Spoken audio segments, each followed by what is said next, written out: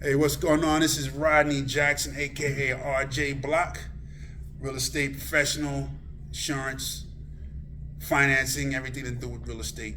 I'm here with my man Derek Brown. Yep. Been knowing him for a while. He's a real estate entrepreneur, just like me and you, but he decided to take his net worth to the next level and through creating wealth through real estate.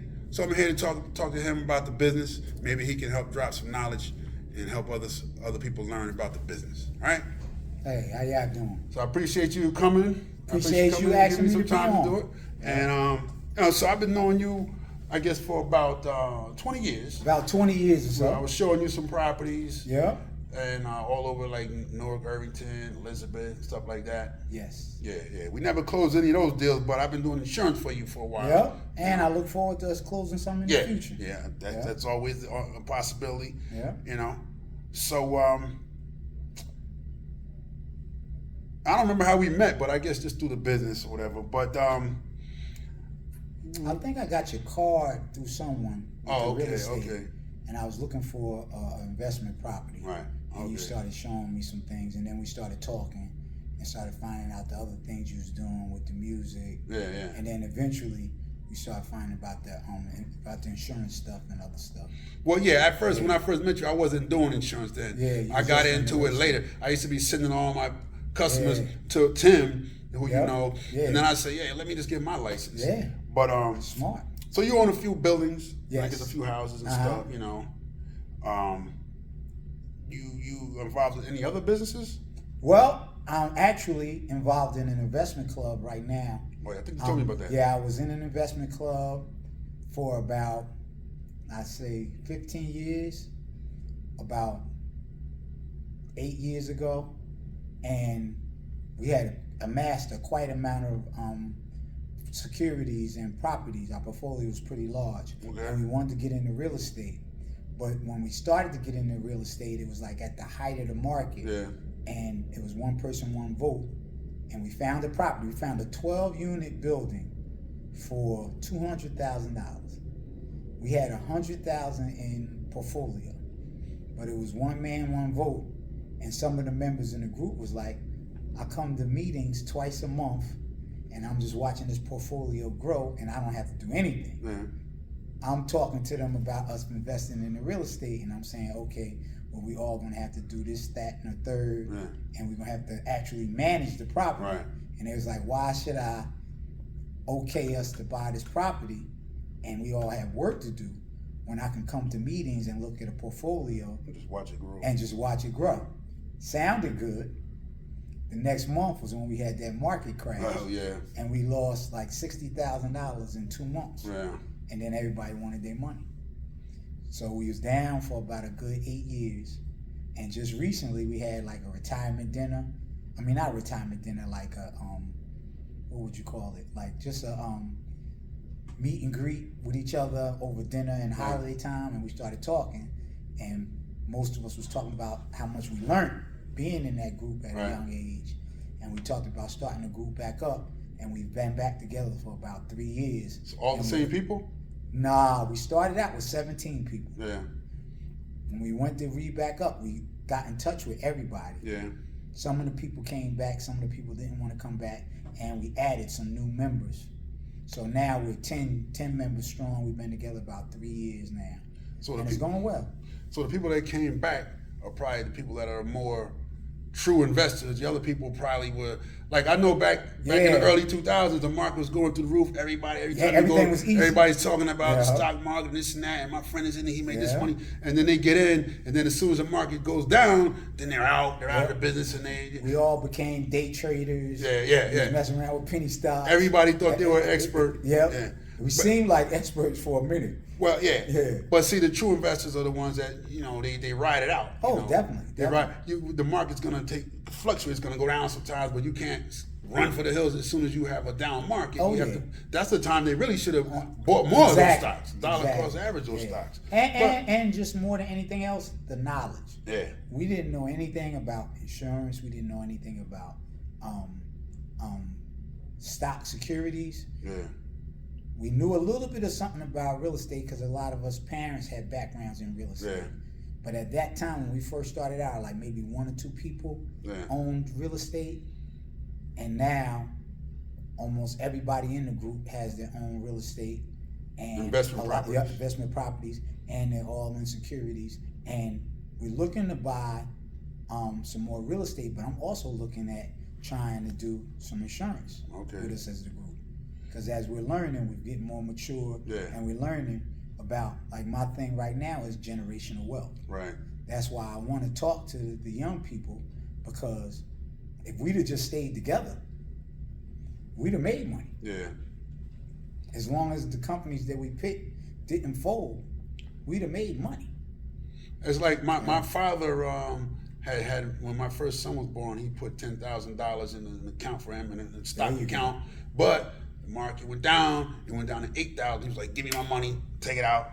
Yeah. He left with his 8,000. Right. Yeah. But if he'd have left it in, it could have been worth 20,000. You know, a couple of years later. Yeah. You know, but that's everybody's not built for that. Built for that risk. And I'm gonna tell you something, Rodney. I don't think it's so much whether we're built for the risk. Yeah. We don't have a history of financial background.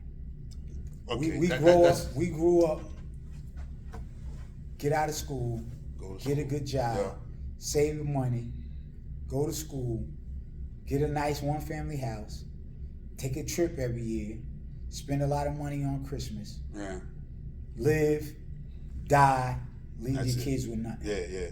Other people don't grow up like that. They teach their kids, like you said, like this. I read one time about the Kennedys, and John F. Kennedy's father. He used to, when any of the people in the family had a child, he would put $200,000 in a trust fund that they couldn't touch until they was either 21 or graduated college. Right. So he was guaranteeing, no matter what job they had or what went on, they were wealthy. And then on top of that, as these kids got older, they were teaching them financial principles, you know? And that's where we got to step our game up. And we got to rethink how we do things and also teach our children. And so you're doing that with your kids, I'm sure. Oh, yeah, definitely. That's why I'm doing it. Yeah. That's why my son, Caleb, come around here for a second. Yeah. My son, Caleb Jackson, he's learning the business from the ground up. Yeah, he's working the camera for us right now. Yeah. You know. That's where it's at with us. So generational wealth. Did your parents? I know your father, because I met him. He was looking at some buildings. Oh, yeah. Did he get you into it, or is well, that how you got into it's it? interesting because my father was always, him and his brothers, always worked on the weekends together. Yeah. They always had super hustle. They always had 2, 3, 4 jobs sometimes. Yeah. They all came up here from down south, bought property, and my father always was about working. Yeah. To the point where I didn't even like working like that. I used to sell watermelons, which ain't cool for a young guy in the city going door to door selling watermelons. But he taught me principles. I ain't telling you, but he taught me principles about business and how to deal with people. And I was always into sports and athletics. Yeah. So that helped me meet all types of people, all types of ethnicities, and taught me how to speak well and how to interact with different people other than my culture. Mm-hmm. Now, as I gotten older, I always used to be like, Dad, my father, he don't stop. He about the bread. And he was always into church, but he's about that bread. Yeah. And we always had a couple of properties, and we always did the investment stuff, and we had to go. And so you already had that mindset, that real estate mindset. So I had that mindset. But as I got older, and I used to be the chauffeur for my grandmother's sisters that live up here when they had to go to a wake or something like that. My father wouldn't want to go because he wanted to work. Right. So he said, you have to go. And I said, I don't want to go take this old person to the wake and stuff like that. And you couldn't charge him any money because if you charge him any money, you get yelled at. So what they would do, they knew they couldn't give me any money, but what they would give me is knowledge. So then they started teaching me and they started schooling me. And I started finding about my great-grandfather. Built his own 2-story house down south, 3rd grade education. Started his own business. He was an owner. They used to go to the gin mill where they used to have to grind the wheat for grain and food and stuff like that. And they used to go to the one in the white neighborhoods because that's the only one that was around. And like say they was paying $1 for a sack of grain. The white men, they would pay them $1 for that sack of grain. The black people, you get whatever they give you. Yeah. They might give you 50 cents. They might give you 25 cents. So my great grandfather didn't like that. Built his own gym mill. Started selling it for the right price to his people and the other people. You know, they had school at that time, segregation started. Kids couldn't get to the schools in the white area. He bought a bus, drove the bus, taught his kids, got the kids to get. Now that was you said that was your my great grandfather. Yeah. Got his kids to get a CDL license, so they drove the bus. And he like, you know how the sharecroppers? Yeah. He was the guy sharecropping the other people. And he like sharecropped with different people in the area, and they would share the wealth where they made the land, but he would treat them fairly. If they got in trouble where the sheriff was coming to get them to lock them up, the people would run away and hide because they didn't want to go to jail.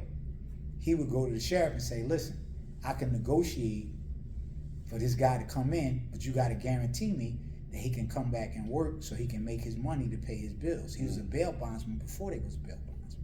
So this is my father's grandfather. So he learned all that. My great grandmother got sick, and he took her to the hospital. He had money, couldn't go in the hospital because the hospital was for whites only.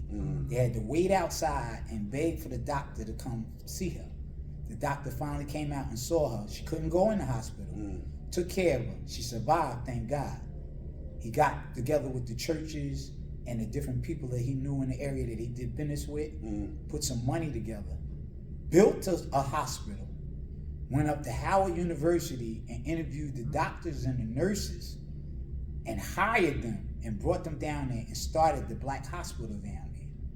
So after that, my grandmother said, this is your grandfather's mentor. This is what taught him. So this is why they know to work like that.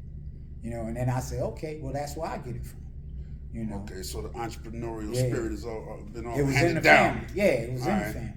So I was gonna ask, like, so when you were a kid, if you ever thought about, but like a lot of kids, they in school they teach you, well, you know, you can be an accountant, be a doctor, a lawyer, or some kids want to be a fireman or a policeman, whatever. But I never heard any kids say, oh, I want to grow up, I want to be like a real estate investor. I wanted to play sports. Yeah. I wanted to go to trade school. Yeah. I love football and basketball. My background was carpentry because I didn't want to take the college prep courses because I felt like carpentry would be easy, and I had the background because I already was doing some of the stuff with my father. A lot of measuring math and measuring in there. But I was good at that, and I already knew about it, so it was easy for me. But then I started coaching. And when I started coaching and I started working with my little brother and other kids in the neighborhood and other people, then I started realizing these kids look up to me. So I can't just go out here and do like the other kids do, smoking weed, getting locked up and stuff like that. So a lot of the knucklehead stuff that I might have normally did with my friends, I had to cut out. And when I cut that stuff out, I started getting more into the sports coaching. I was coaching AAU, traveling all over the country. And then I was working. I went to school at DeVry and got a technical degree, you know. And I was working in New York, and I'm seeing these people, and I'm doing this stuff, and I'm seeing my parents. My parents owned a 2-family house, and they had a 3-family house. And I'm like, I went and I was gonna get a Benz, and I went to get the Benz. I had the paperwork and everything checked out, me and my best friend. And I was gonna go, when I got my next check, I was gonna go put the money down on the Benz. And my best friend told me, he said, what you think your father gonna say when you come home with a Benz and he or your mother ain't driving the Benz? So I said, nah, well, that ain't gonna work. And then just so happens my father had been working on a house, and it was a 2-family house. And my mother said, you should go take a look at that house. And I took a look at the house. And when I looked at it, I was like, wow, this would be pretty cool. And I said, if I move out, I could do whatever I want. And I like the freedom of that. So then I took the money that I had saved to buy the Benz, and I bought a house. Okay. Yeah. So you recommend it as a good source of path, because you have another, you still have another job, right? I work for the railroad. Or railroad, okay. I work for the railroad, and I do investment properties, and I do that sort of things. Right. And I'm a trustee at my church where I manage some properties for them. They have some properties. and I got the group, and we about to do some properties. And I'm looking forward to, like, I've been coaching over 30 years, and a lot of my kids now are graduating and getting good jobs and making money. And I tell them, don't go out and get that car. Don't go out and just get an expensive apartment if you can bear with your parents for a little while. Right. Save your money. Try to get like a 2-family house at least, or a 3-family house. Right. Like right now, up from a 1 to 4 family, owner occupied, 3% down.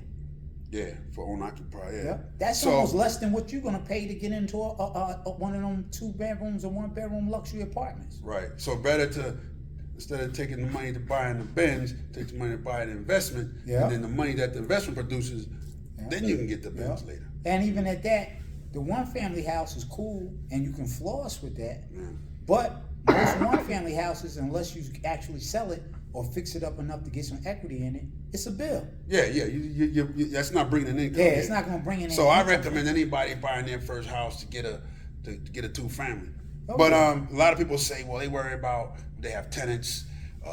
If the tenant's not going to pay, or they don't want worrying about getting calls in the middle of the night for a backed up toilet or no heat or whatever. But I mean but any business is going to have problems, right? It's all where your mindset is at.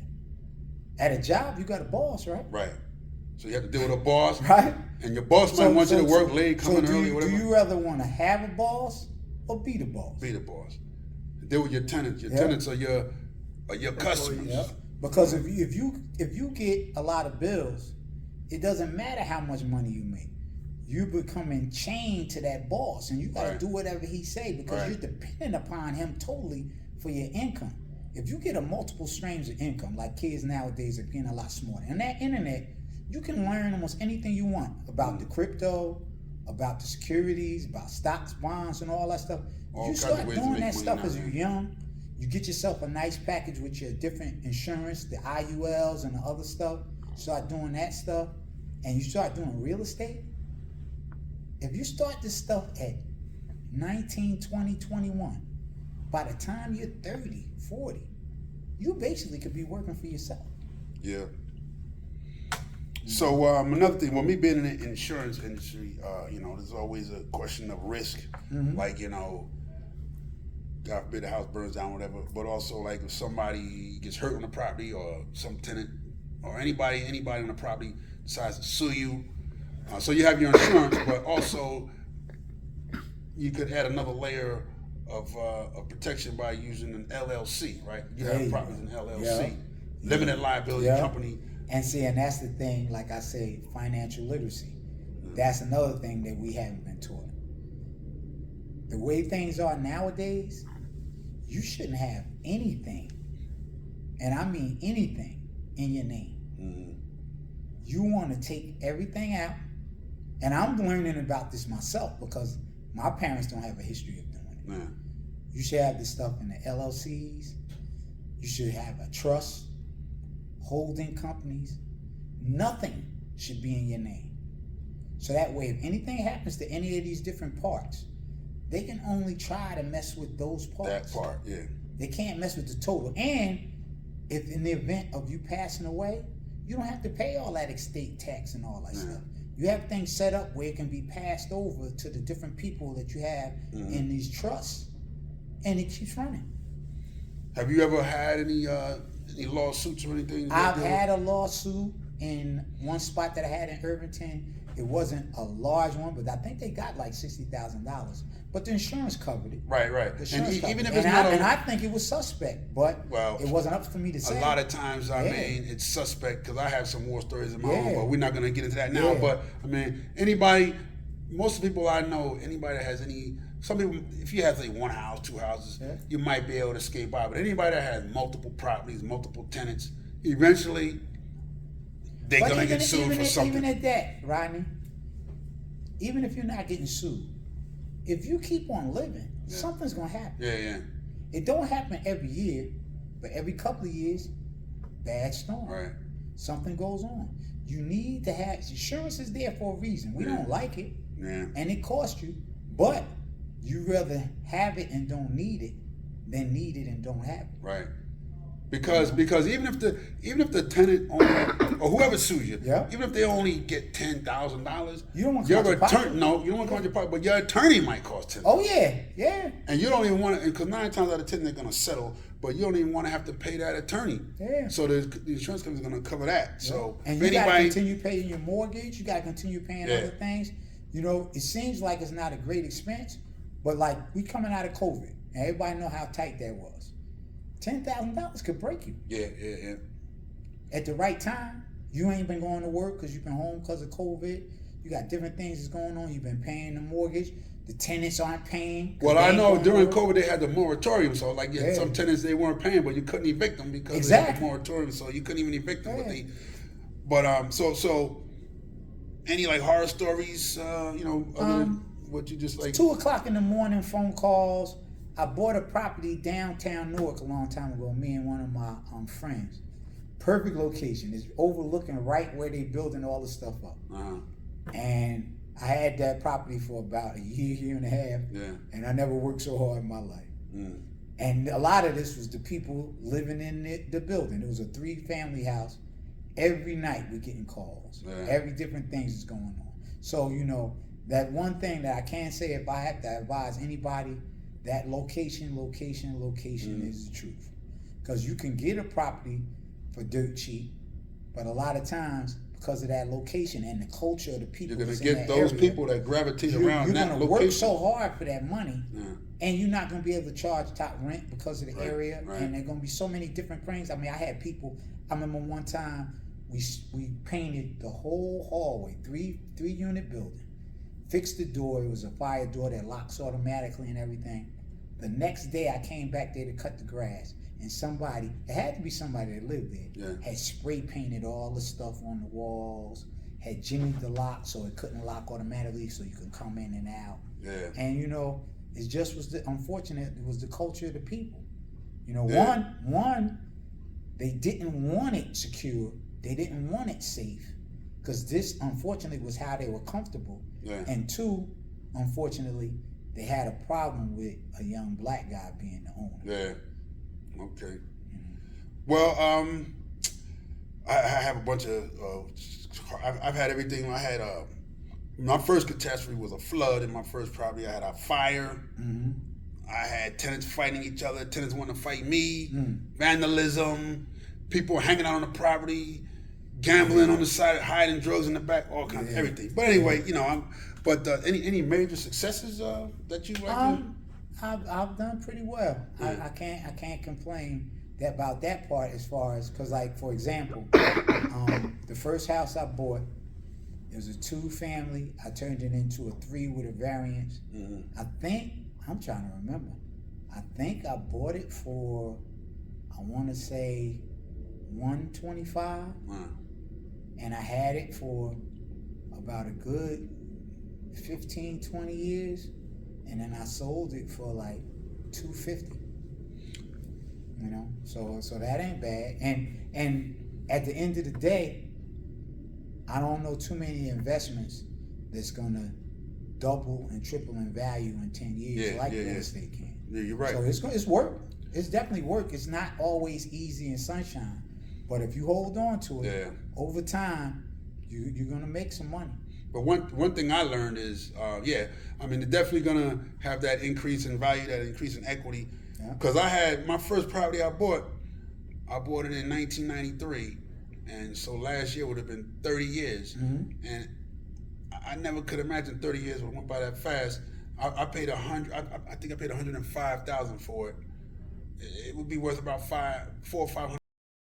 Yeah. But I sold it. But I refinanced it a couple times. Well, I refinanced it. I was only like 10 years in, right? So when I had it 10 years. I'm looking at another 20 in the mortgage, so it wasn't a big deal. So I refinanced, took some money out. I did take that money out and buy other houses, and that's how I was maneuvering back then. But I'm just saying, if I would have just held on, the mortgage payment was $700. So I'm just for anybody who's starting out.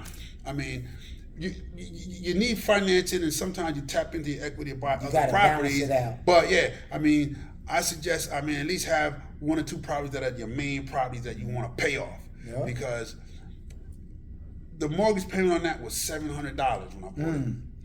Right now, I could probably be getting And about. what was the interest rate?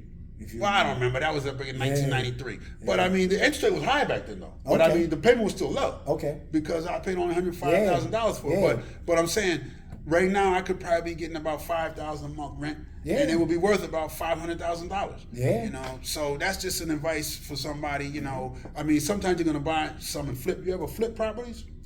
I haven't never really been too much into flip because a lot of the stuff we do the work ourselves. Like I got a son that's in his 20s now, and my younger brother is starting to get more into it, and some other family members get into it. And a lot of times we do the same thing that I grew up seeing my father and them do. Yeah. On Saturdays, if I got an apartment to fix, we'll go in there, we do the cleaning, we do the painting. We do some of the stuff. I'm getting away from doing everything like we used to. I'm starting to use more licensed people and then write stuff off. But there's still a lot of stuff that we'll do ourselves. Like we'll clean it out ourselves. We'll fix some walls. He helped me clean stuff out. Yeah. He helped me do repairs, Well, floors, that's everything. another thing. You form them LLCs. Right now, I think you can pay your children up to $12,000, and they can, and they can take that money and put it in an account. Right. And you use that as their expenses. I was looking into that, but I just never did it. Yeah, you just gotta learn how. You gotta get a good tax accountant and learn how to do it right.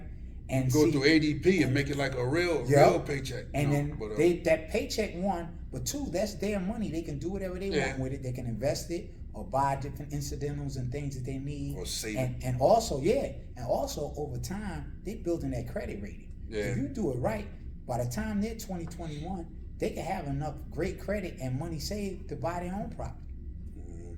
And you got to spend the money on them anyway because they're your kids. They look like you. So you got to take care of them anyway. Yeah. So the money you will be just giving them. You could be giving them, and you're teaching them about business. Like you're teaching them about business. You're teaching them about working. You're giving them an introduction into the business, and they're making a little money. So that's gonna make them happy. And that money, you know, if you want to set it up something where they have their own account and have this stuff going on, you know, that might be money where they don't necessarily have to ask you to use that money. But you also monitoring them and teaching them. Yeah. You know, so then they get these principles. Because that's the other thing that I look at in high school. They teach you memory and they teach you to be a good employee. They don't teach you free thinking or how to be an owner.